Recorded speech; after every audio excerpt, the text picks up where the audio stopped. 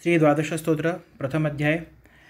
बऱ्याचदा भगवंताच्या ध्यानाला बसलो की आपल्याला त्या भगवंताची मूर्ती डोळ्यासमोर येत नाही।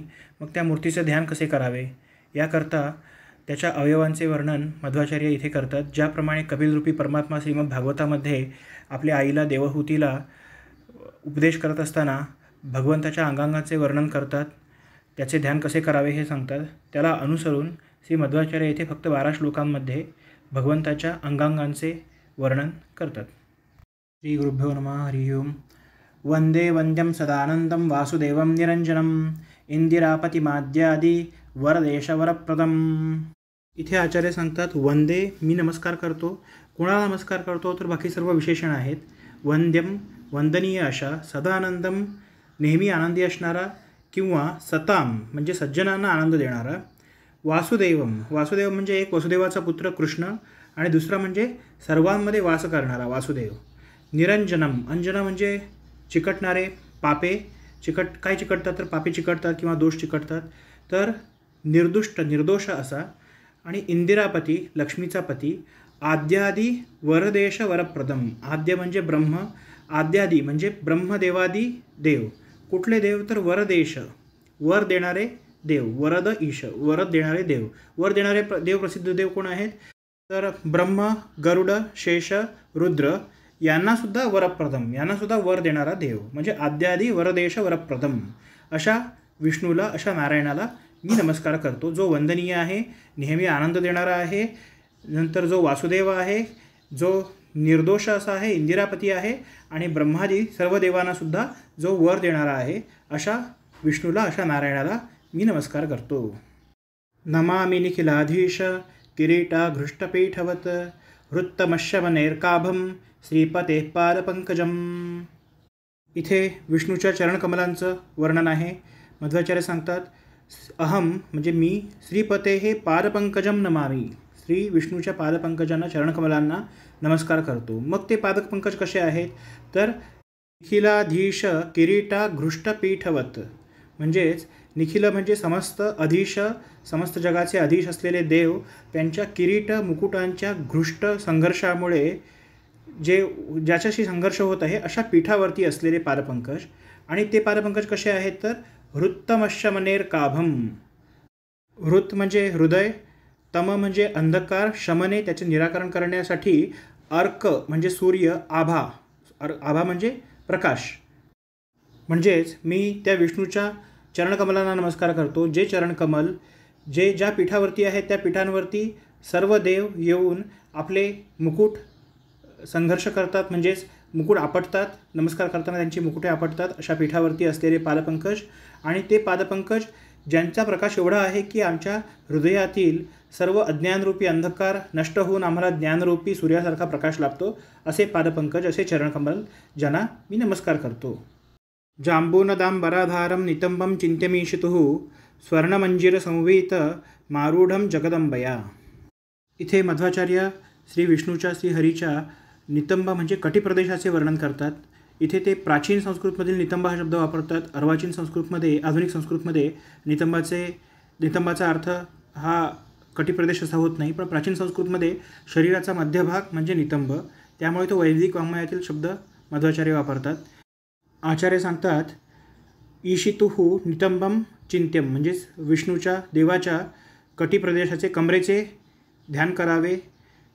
ही कंबर कशी आहे तर जांबूनदांबराधारम, जांबूनद म्हणजे सुवर्ण, सोने, अंबर म्हणजे वस्त्र म्हणजेच पितांबर, आधारम म्हणजे आधार केलेले म्हणजेच नेसलेले, ज्याने सुवर्णमय असे पितांबर नेसलेले आहे ज्या कमरेने, आणि स्वर्णमंजीर संवीतम, स्वर्ण म्हणजे सोन्याचे, मंजीर म्हणजे करदोरा आपण जो म्हणतो तशी सोन्याची साखळी, संवीत बांधलेली आहे, आणि आरूढम जगदंबया, आरूढम म्हणजे आलिंगिलेली, जगदंबया जगदंबा जगाची माता लक्ष्मी, ज्या लक्ष्मी देवीने आलिंगन केलेले आहे। म्हणजेच श्री हरीच्या कमरेचे ध्यान करावे। ही कंबर कशी आहे की ज्या कमरेने सुवर्णमय असे पितांबर नेसलेले आहे, ज्यावरती सोन्याची साखळी आहे, आणि जी कंबर या जगाच्या आई असलेल्या जगदंबेने आलिंगन केलेली आहे, अशा श्री विष्णूच्या कमरेचे ध्यान करावे। उदरं चिंत्यमीशस्य तनुत्वेप्यखिलंभरं वलित्रयांकितं नित्यम उपगूढं श्रियैकया। आता सांगतात ईशस्य उदरम चिंत्यम, श्री देवाच्या पोटाचे ध्यान करावे. उदर जे आहे ते कसं आहे तर तनुत्वे अपि अखिलम भरम, तनुत्वे म्हणजे बारीक सडपातळ फ्लॅट, तरीसुद्धा अखिलम भरम, अखिल म्हणजे जग भरलेलं आहे, म्हणजे ते पोट सडपातळ असलं तरी त्यामध्ये जग भरलेलं आहे. वलित्रयांकितम, त्रय म्हणजे 3, वली म्हणजे रेषा, त्यांनी अंकित शोभित असे आहे. 3 रेषा त्याच्यावरती आहेत, आडव्या रेषा, म्हणजे आपण आजच्या भाषेत जे 6 पॅक म्हणतो त्याप्रमाणे.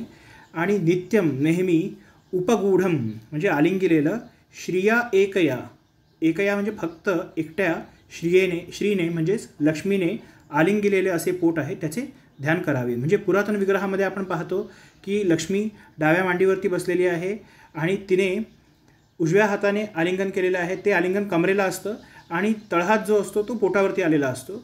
त्यामुळे पाठच्या आणि ह्या दोन्ही श्लोकांमध्ये लक्ष्मीने आलिंगिलेली कंबर आणि पोट या दोघांचे वर्णन केलेले आहे. म्हणजेच थोडक्यामध्ये श्री विष्णूच्या, श्रीहरीच्या उदराचे ध्यान करावे. जे उदर जरी बारीक दिसत असले तरी त्या उदरामध्ये सर्व जग भरलेले आहे आणि त्यावरती 3 आडव्या रेषा आहेत, त्यांनी अंकित झालेले हे उदर आहे. आणि हेच उदर फक्त श्रीचा त्याच्यावरती अधिकार आहे, त्यामुळे त्या श्रीने आलिंगन केलेले हे असे उदराचे ध्यान करावे. स्मरणीयमुरो विष्णोरिंदिरा वासमीशितुः अनंतमंतव देव भुजयोरंतरम गतम. इथे सांगतात ईशितुः विष्णोः उरहा स्मरणीयम, म्हणजेच देवाच्या म्हणजेच विष्णूच्या हृदयाचे स्मरण करावे, छातीचे स्मरण करावे. हृदय कसे आहे तर इंदिरावासम म्हणजेच लक्ष्मीचे निवासस्थान आहे. अनंतम म्हणजे अनंत असं आहे, कोणी जाणू शकत नाही, मोजू शकत नाही असं देवाचं हृदय आहे. विष्णूचं हृदगत कोण जाणू शकतो, कोणी जाणू शकत नाही. तरी पण अंतवत इव म्हणजेच संपल्याप्रमाणे, भुजयोहो अंतरम गतम दोन्ही भुजांच्या अंतर्गत सामावलेलं असं आहे. म्हणजेच विष्णूच्या हृदयाचे ध्यान करावे. जे हृदय श्री लक्ष्मीचं निवासस्थान आहे, तसंच जे अनंत आहे तरी पण अंत असल्याप्रमाणे म्हणजे संपल्याप्रमाणे 2 भुजांच्या अंतर्गत सामावलेलं आहे, अशा हृदयाचे ध्यान करावे. शंखचक्र गदा पद्म धरांश्चिंत्या हरेर्भुजा पीनवृत्ता जगद्रक्षा केवलोद्योगिनो निशम. आचार्य श्री हरीच्या भुजांचे, हातांचे स्मरण कसे करावे हे सांगतात. हरे हे भुजाः चिंत्याः, कशा तर शंख चक्र गदा पद्म धराः, ज्या 4 हातांनी शंख, चक्र, गदा, पद्म म्हणजे कमल धरलेले आहेत अशा 4 भुजा. पीन पुष्ट असलेल्या, वृत्त म्हणजे गोलाकार असलेल्या, आणि जगद्रक्षा केवलोद्योगिनो निशम, अनिशम अहोरात्र फक्त जगाची रक्षा केवल हाच उद्योग असलेल्या, म्हणजे केव्हाही जगाच्या रक्षणाची काळजी करणाऱ्या अशा भुजा. म्हणजेच थोडक्यात श्रीहरीच्या भुजा ज्यांनी शंख, चक्र, गदा, पद्म धारण केलेले आहेत, ज्या गोलाकार आणि पुष्ट अशा आहेत आणि नेहमी अहोरात्र जगाचे रक्षण करावे हेच काम असणाऱ्या भुजा, अशा भुजांचे स्मरण करावे. संततम चिंतयेत कंठम भास्वत कौस्तुभ भासकम वैकुंठस्याखिला वेदा उद्गीर्यंते निशम्यतः. इथे आचार्य कंठाबद्दल सांगतात. वैकुंठस्य कंठम संततम चिंतयेत, म्हणजेच वैकुंठाधिपती असलेल्या त्या विष्णूच्या कंठाचे सतत स्मरण करावे. कसा कंठ तर भास्वत कौस्तुभ भासकम, भास्वत म्हणजे भास्वान म्हणजे सूर्याप्रमाणे असणारा कौस्तुभमणी ज्यामध्ये भासतो आहे असा कंठ, किंवा ज्या कंठामुळे तो कौस्तुभमणी भासतो आहे असा कंठ. आणि यतः अखिलाः वेदाः अनिशम उद्गीर्यन्ते, म्हणजे ज्यापासून सर्व वेद हे अहोरात्र बाहेर येत आहेत, म्हणजे गायले जात आहेत असा कंठ. म्हणजेच थोडक्यात श्री विष्णूच्या कंठाचे स्मरण करावे, ज्या कंठामध्ये सूर्याप्रमाणे भासणारा कौस्तुभमणी आहे आणि ज्या कंठातून सर्व वेद सतत बाहेर पडत आहेत असा कंठ, अशा श्रीहरीच्या कंठाचे स्मरण करावे. स्मरेत यामिनीनाथ सहस्रामितकांतिमत भवता पापनोदीड्यम श्रीपतेर्मुखपंकजम. म्हणजेच इथे सांगतात श्रीपते हे मुखपंकजम स्मरेत, श्री विष्णूच्या मुखकमलाचे स्मरण करावे. तर कसे मुखकमल तर यामिनीनाथ, यामिनी म्हणजे रात्र, तर रात्रीचा नाथ म्हणजे चंद्र, किती संख्येने तर सहस्र अमित, म्हणजेच हजारो असं नाही, अनंत न मोजता येण्यासारखे अशा चंद्रांच्या कांतीप्रमाणे असणारे मुखकमल. आणि भवताप अपनोदी इड्यम, भवताप म्हणजे संसाराचा ताप, अपनोदी म्हणजे परिहरण करणारा, इड्यम म्हणजे स्तुत्य असं श्रीहरीचं मुखकमल. म्हणजेच श्रीहरीच्या मुखकमलाचे स्मरण करावे. असे मुखकमल की ज्याची कांती ही अनंत अशा चंद्रांच्या कांतीप्रमाणे आहे आणि जे मुखकमल पाहिले असता या संसार तापाचा नाश होतो, असे ब्रह्मादी देवांकडून स्तुत्य असे श्रीहरीचे मुखकमल, अशा मुखकमलाचे स्मरण करावे.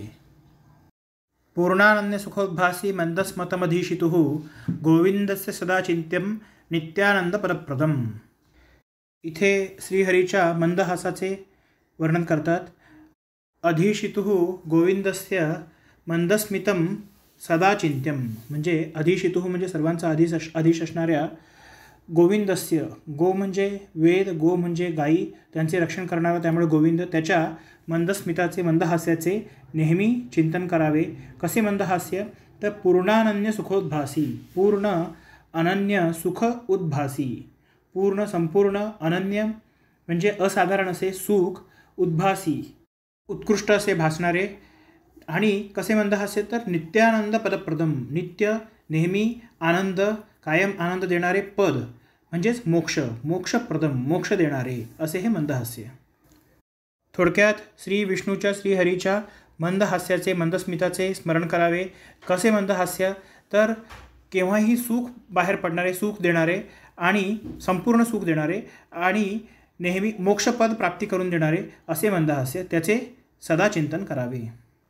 स्मरामि भवसंताप हानिदामृतसागरम पूर्णानंदस्य रामस्य सानुरागावलोकनम. आचार्य इथे श्री विष्णूच्या दृष्टीचं वर्णन करत असताना त्यांना आपला हनुमान अवतार आठवला असेल आणि त्या दृष्टीचं वर्णन इथे सांगतायत की पूर्णानंदस्य रामस्य अवलोकनम स्मरामी. पूर्ण स्वरूप रामाचे अवलोकन, दृष्टी जी आहे त्याचे मी स्मरण करतोय. तर कशी दृष्टी तर भवसंताप हानिद, भव म्हणजे संसार, संताप त्यातील ताप, हानिद म्हणजे हानी देणारे, हानी करणारे म्हणजे नाश करणारे, आणि अमृतसागरम म्हणजे अमृताच्या समुद्राप्रमाणे असणारी, सानुराग म्हणजे अतिशय प्रेमाने बघितलेलं अवलोकनम, दृष्टी जी आहे त्याचे मी स्मरण करतो. म्हणजेच थोडक्यामध्ये मी विष्णूच्या दृष्टीचे स्मरण करतो. तर ती दृष्टी कशी आहे तर सर्व संसाराच्या तापांचा नाश करणारी आणि अमृताच्या समुद्राप्रमाणे असणारी आणि अतिशय प्रेमाने पाहणारी अशी ही विष्णूची दृष्टी आहे. त्याचे स्मरण सर्वांनी करावे. ध्यायेदजस्त्रमीशस्य पद्मजादी प्रतीक्षितं भ्रूभंगम पारमेष्ठ्यादी पददायी विमुक्तिदम. इथे श्री विष्णूच्या भुवईबद्दल सांगतात, श्रीहरीच्या भुवईबद्दल सांगत आहेत. तर ईशस्य अजस्रम भ्रूभंगम ध्यायेत, ईशस्य श्री विष्णूच्या अजस्रम सतत भ्रूभंगम भुवईचा भंग म्हणजे भुवईची हालचाल, त्याचे ध्यान करावे. तर कशी ही भुवईची हालचाल तर पद्मजादी प्रतीक्षितम, पद्मजा म्हणजे ब्रह्म किंवा पद्मजा म्हणजे लक्ष्मी, तर या आदी या सर्वांनी प्रतीक्षितम ज्याची प्रतीक्षा केलेली आहे अशी ही भुवईची हालचाल. आणि ज्या भुवईच्या हालचालीने पारमेष्ठ्यादी पददायी विमुक्तिदम, पारमेष्ठ्य म्हणजे ब्रह्म इत्यादी पदवी दायी देणारी आणि विमुक्तिदम म्हणजे मुक्ती पण देणारी, फक्त भुवईच्या हालचालीने आपल्याला मुक्ती मिळू शकते अशी भुवई, अशा भुवईची हालचाल, अशा भुवईचा विलास त्याचे स्मरण करावे. म्हणजे जसजशी माणसांची योग्यता मोठी होत जाते, जसा माणूस मोठा होत जातो तसे ते बोलतात कमी आणि फक्त भुवईच्या हालचालीने किंवा खुणेने सांगतात. त्याप्रमाणे विष्णूच्या परमात्म्याच्या भुवईच्या खुणेने हालचालीने जो काही आदेश मिळतो त्या आदेशासाठी सर्व लोक वाट पाहत असतात. तर मध्वाचार्यांनी हे सांगितलं, तर हे का सांगितलं याबद्दल प्रस्तुत अधमारू मठाधीश श्री विश्वप्रिय तीर्थ स्वामीजींच्या व्याख्यानातील विवरण सांगावेच लागेल की हे मध्वाचार्यांनी इथे का सांगितलं. तर मध्वाचार्य स्वतः भीमसेन अवतारामध्ये त्यांनी याचा अनुभव घेतलेला आहे. राजसूया यज्ञाच्या वेळी जेव्हा दुर्योधन सभेमध्ये आलेला असताना पांडवांच्या इंद्रसभेचे वैभव असे होते की फरशीमध्ये ज्या ठिकाणी पाणी नाही तिथे पाणी असल्याचा आभास होत असे आणि जिथे पाणी आहे तिथे पाणी नसल्याचा आभास होत असे. तर या गोंधळानेच दुर्योधन पाणी आहे असं समजून पाणी नव्हते आणि त्यावेळी पडला असताना कृष्ण त्याच सभेमध्ये बसलेला होता. कृष्णाने फक्त भुवईच्या भंगाने म्हणजेच भुवई उंचावून भीमसेनाला खून केली. कृष्णाचा अभिप्राय जाणून भीमसेन जोरजोरात हसला. भीमसेनाने परत द्रौपदीला खुणेने सांगितले. द्रौपदी पण हसली आणि द्रौपदी आणि भीमसेन यांच्या संयुक्त हसण्यामुळे दुर्योधनाला फार राग आला आणि यामुळे सर्व काही महाभारत घडले. दुर्योधन परत गेला. त्यानंतर द्यूताला बोलावले, वस्त्रहरण, द्रौपदी वस्त्रहरण, त्यानंतर वनवास आणि त्यानंतर पूर्ण महाभारत घडले. पूर्ण अक्षौहिणी शत्रूंच्या नाशासाठी हे महाभारत युद्ध कारणीभूत ठरले. तर हे सर्व काळ घडले तर फक्त कृष्णाच्या एका भुवईचा भंग. कृष्णाने फक्त भुवईने हालचाल करून भीमसेनाला सांगितले की हस आणि त्यामुळे हे सर्व घटना कारणीभूत ठरल्या. आणि तेच भीमसेन पुढे वायुदेवांचे अवतारी असलेले भीमसेन मध्वाचार्य झाले. तेच भीमसेन, तेच मध्वाचार्य, वायुदेव ज्यांना पुढे ब्रह्मपदवी मिळणार आहे आणि जे मुक्तीला जाणार आहेत. तर त्यांना याचा अनुभव असल्यामुळेच त्यांनी हे इथे सांगितलेले असावे. म्हणजेच परमात्म्याच्या विष्णूच्या भुवईच्या भंगामध्ये एवढं सामर्थ्य आहे की फक्त भुवईच्या खुणेने सुद्धा विष्णू आपल्याला मुक्ती देऊ शकतो. संततम चिंतयेनंत मंतकाले विशेषतः नैवोदा पुरुगृणंतोंतम यद्गुणानामजादयः. श्री अनंताचे विष्णूचे नेहमी स्मरण करावे, मरणकाली विशेष स्मरण करावे. तर संततम चिंतये अनंतम, सतत मी विष्णूचे चिंतन करतो. अंतकाले विशेषतः, विशेष करून अंतकाली म्हणजे स्मरणसमयी केलेच पाहिजे असे चिंतन.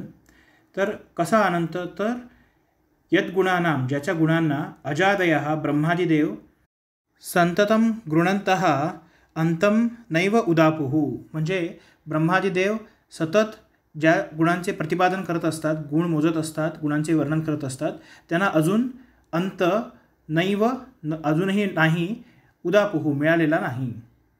म्हणजेच थोडक्यात ब्रह्मादिदेवांनाही अगम्य अशा अनंत गुण परिपूर्ण असलेल्या परमात्म्याचे, विष्णूचे सतत स्मरण करावे आणि सतत स्मरण केले असताच आपल्याला अंतकाली मरणसमयी त्याचे स्मरण करण्याचे सामर्थ्य प्राप्त होते. इति श्रीमदानंदतीर्थभगवत्पादाचार्य विरचिते द्वादशस्तोत्रे प्रथमोऽध्यायः. श्रीकृष्णार्पणमस्तु. मध्वेशार्पणमस्तु.